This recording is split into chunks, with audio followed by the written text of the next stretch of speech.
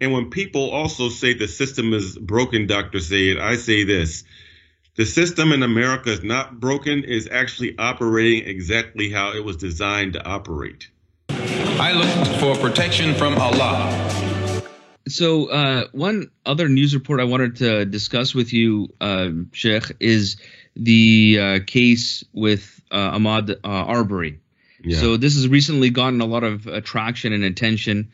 It occurred in February, though, so we're just getting more attention now because of a video that was leaked. For those of you who are not familiar, this was a young man who was just going out for a jog in Georgia, and two men, a father and son, Gregory McMichael, Travis McMichael, chased him down, gunned him down.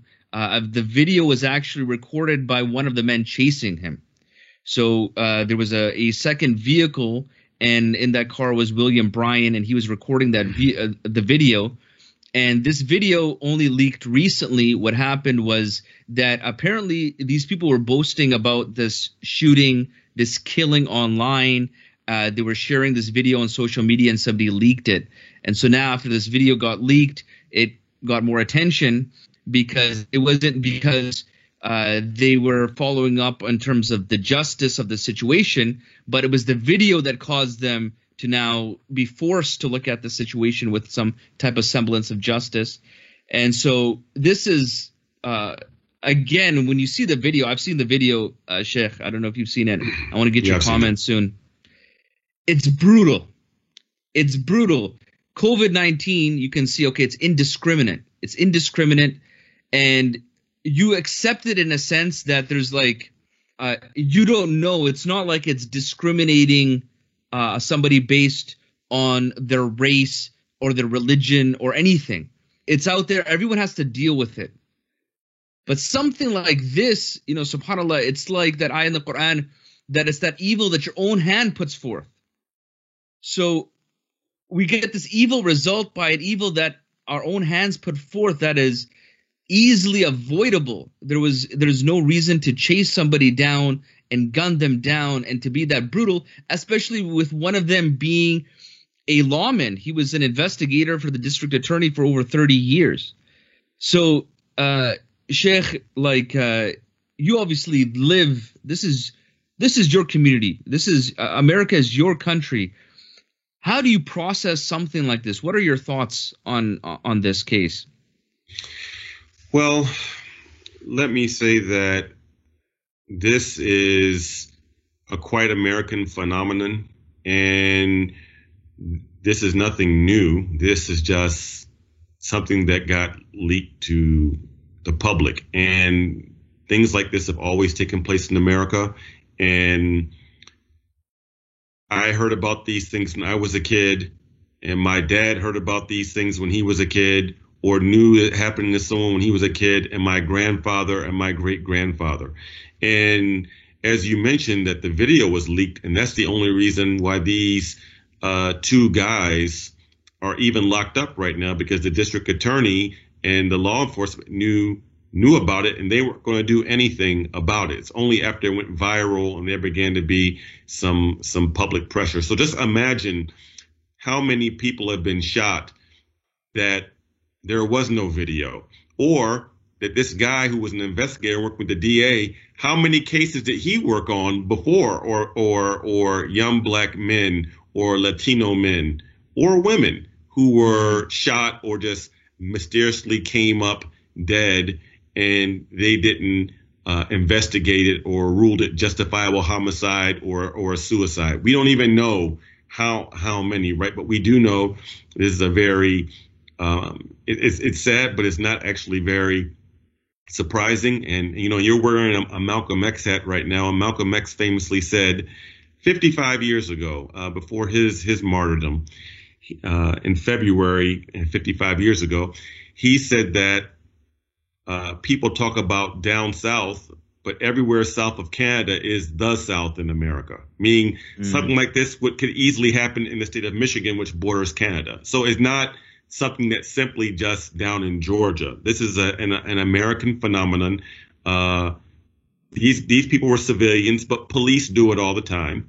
And this one just happened to be caught on tape. And I would also say that it's not exactly a shoo-in that these two guys will be convicted, because Georgia is what's called a stand your ground state. So if these guys can convince a jury, especially if it's an all-white jury, that they felt scared and that he didn't stand still, because this is what the defense is, that he moved and they felt threatened, so they shot him. That if they can sell that to a jury, then these two guys will get let go, just like George Zimmerman got let go for killing Trayvon Martin. So it seems like the law is codified to allow for legal lynching. Yeah. No, you're right. And when people also say the system is broken, Dr. Sayed, I say this: the system in America is not broken; is actually operating exactly how it was designed to operate. The system's not broken, because this has happened for decades upon decades in America, and very rarely, it's actually an anomaly that when a white man kills a black man, that the white man ever goes to prison and gets convicted of murder. That's the anomaly. The overwhelming majority. So actually, the curve of American history, or American history, is actually on these two murderers' side of them getting let go. And I can't stress that enough to the viewers in Canada. You should not assume that just because these guys were caught on film that they're going to do real jail time. As a matter of fact, they could get acquitted and sue the state for false prosecution. And I believe the way, as you mentioned, this inherent corruption, like the first district attorney that took on the case knew him, and so he had to recuse himself. The second district attorney, he gave his opinion on the case, saying that I believe it's self-defense. It was later found out that his son knew the son, so you knew the younger McMichael, and so then he had to. And then the third one, who took on the case, said initially, we can't try this case until June, where we can get a grand jury together, and because of COVID, we can't do that right now. Yeah. And so until this started getting a lot of traction, the video got out there. I think Sean King tweeted about this. They discussed it on the Breakfast Club. And so they generated all this intention. And a person, he mentioned, there was a tweet that somebody shared that said that, remember that they made this arrest not because they saw the tape. They made this arrest because we saw the tape. And so because there was enough attention being given, then they went and made this arrest. But who knows? It could just be a dog and pony show. I mean, we've seen this before so many times. I mean, when the New York Police Department choked and killed Eric Gardner, that was on video and that went viral. I mean, there's so many of these cases, right, where the police got acquitted. When the guy in Minnesota who had the gun license, and he told him, I have my gun, it's right there, and they pulled and they killed him.